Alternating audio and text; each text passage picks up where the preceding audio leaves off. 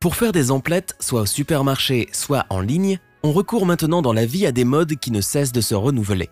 Les gens agissent de plus en plus comme bon leur semble dans le shopping.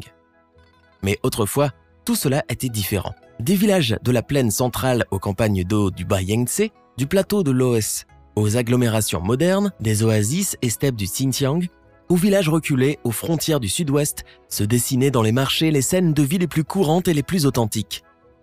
Les marchés ne duraient que quelques heures et tout au plus une journée entière. Les gens y affluaient de toutes parts, d'où vient le nom Ganji, qui signifie en chinois « se rassembler au marché ». Instruments aratoires, denrées alimentaires, habits et maquillage, confiseries ou autres babioles ont succombé à l'envoûtement de tout cet étalage. Les marchés de campagne ne présentaient pas forcément un large éventail de choix.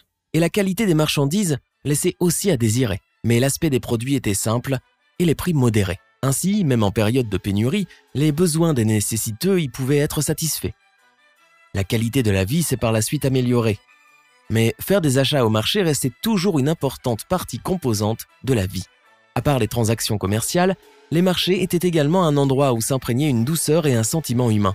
Assister à un spectacle d'opéra, découvrir de nouveaux gadgets, apprendre les principes et politiques de l'État, les marchés faisaient penser à un grand salon en pleine campagne. Ils permettaient aux habitants des villages voisins de pouvoir se revoir de temps en temps. Après une semaine de dur travail, les gens en profitaient pour prendre un peu de repos. Ils se mettaient sur leur 31 et prenaient les membres de la famille pour se rendre au marché grouillant d'activité.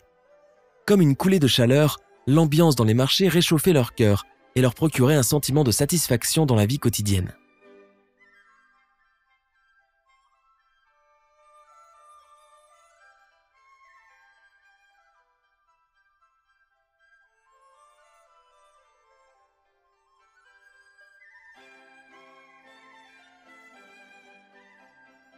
Bien que ce genre de marché soit moins nombreux et le nombre des participants diminua, ceux qui sont envahis par la nostalgie continuent d'y aller pour rechercher un réconfort.